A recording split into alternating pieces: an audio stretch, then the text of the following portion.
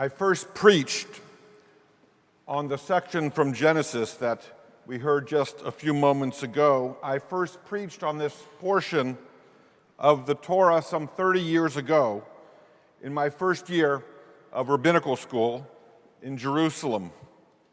That summer, my classmates and I had arrived and were informed early that we would each be given the opportunity, we were being assigned the privilege of preaching to our peers at some point during the coming year. And we were each invited to select a Torah portion on which to preach. Sidebar. There are, you may remember, 5 books in the Torah: Genesis, Exodus, Leviticus, Numbers, and Deuteronomy.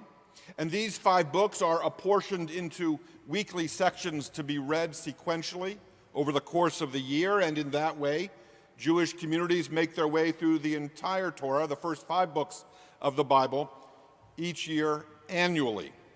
Each portion is some 2 or 3 chapters perhaps, and each portion takes its name from the very first word in that portion.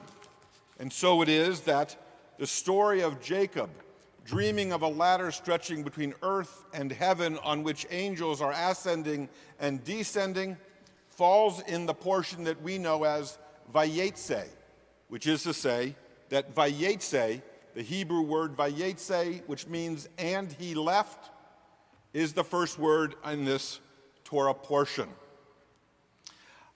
There's a lot in this Torah portion. There's a great deal that's salient and that is seductive and that tempts the preacher, given the opportunity to talk about this portion. Indeed, there's a great amount, even in just the 9 verses, about Jacob and his dream that we heard read moments ago. The story of Jacob and his dream of a ladder stretching between earth and heaven on which angels go up and down takes place for him on an overnight during an overland journey between where Jacob came from and came of age and the unknown future into which he will continue to grow. This is a classic journey story.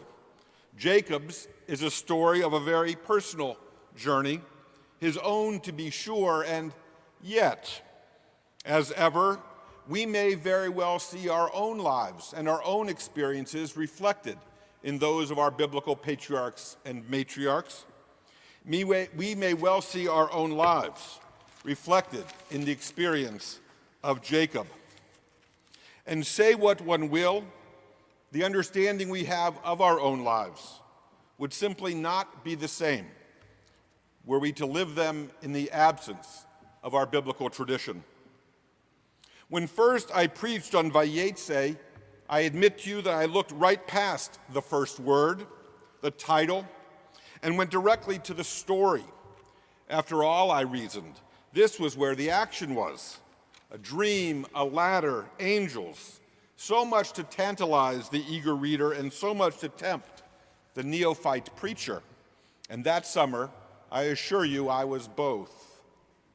Now, already in the first days of rabbinical school, we had been given to understand that a natural place to begin engaging with a text was at the beginning, to look at the very first word of the section. Perhaps even the first letter might give rise to a new understanding.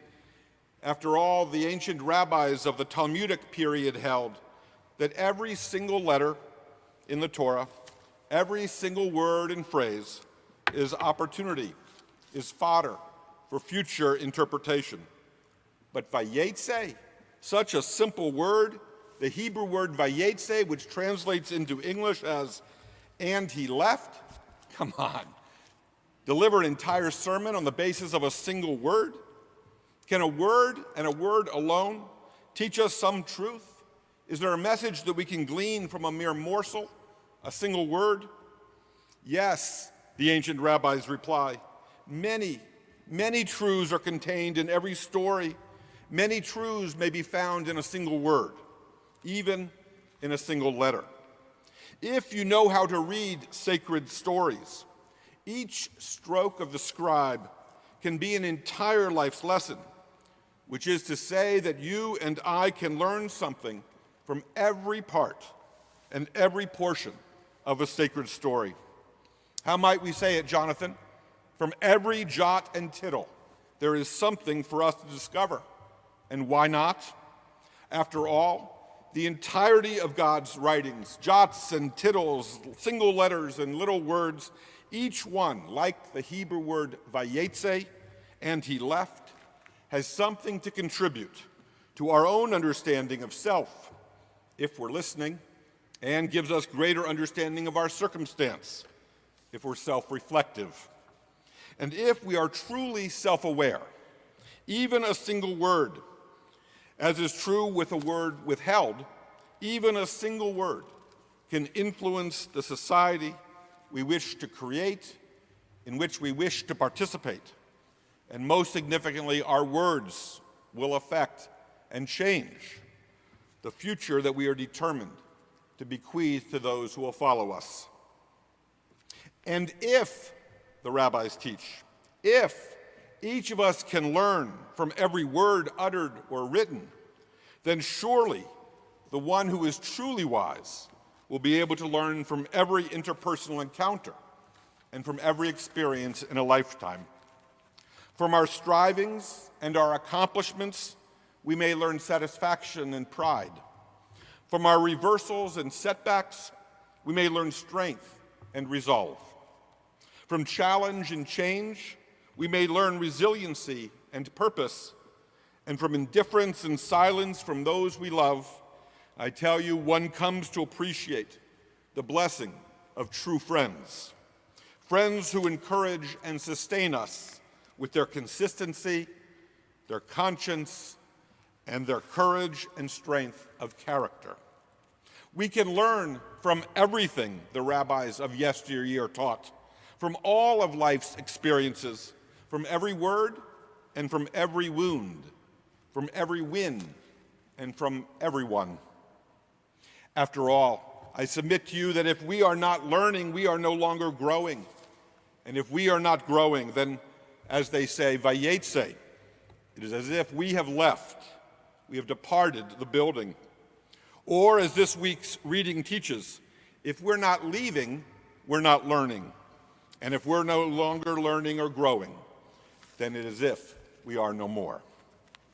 And so it is that over the generations, this particular Torah portion and this story of Jacob leaving the place of his birth, the place where he came of age, so it is that this story has become a text that is often shared at a funeral. That is, should we be celebrating the life of a really good person, and the funeral should fall in the week that this Torah portion is assigned, some wise rabbi might well refer to that day's responsibility that we have to honor the departed, might reference this story of a righteous individual and what his departure meant for those who grieve his going.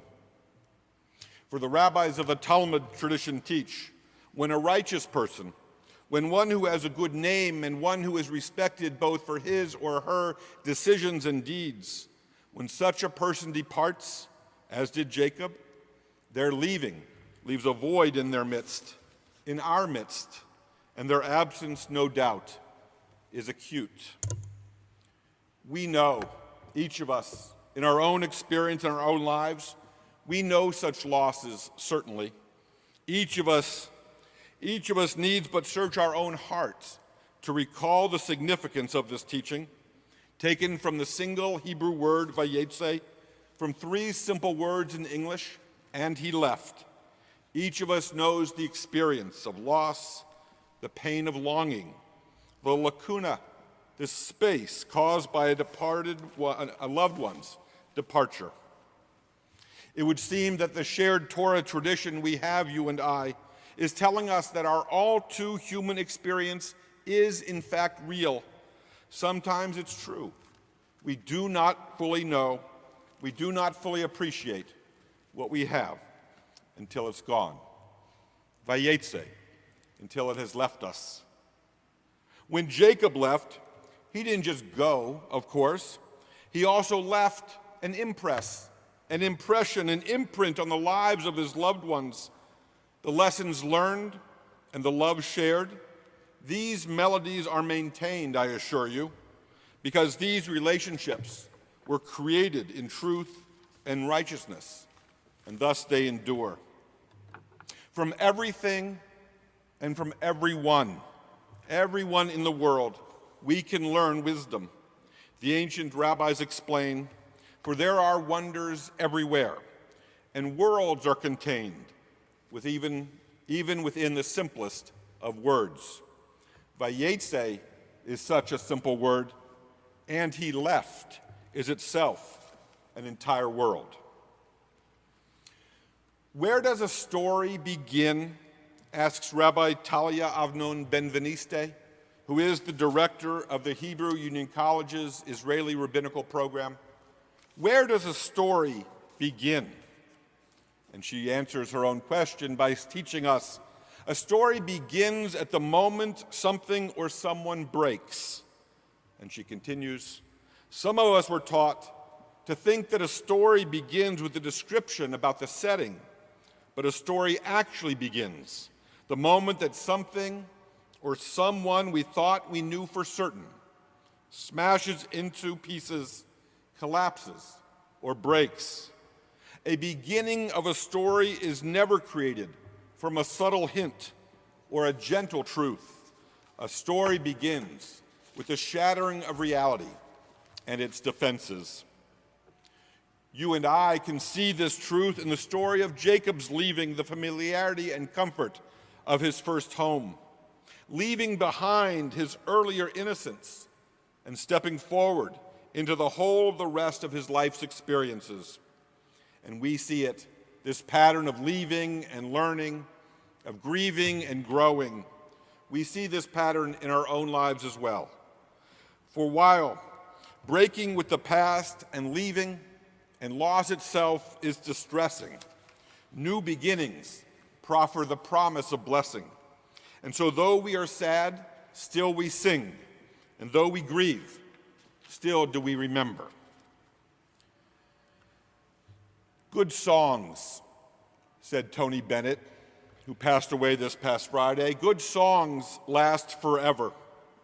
This he shared with us 50 years ago in an interview, and his words are no less true today. Good songs last forever, and good people endure beyond the time they leave us.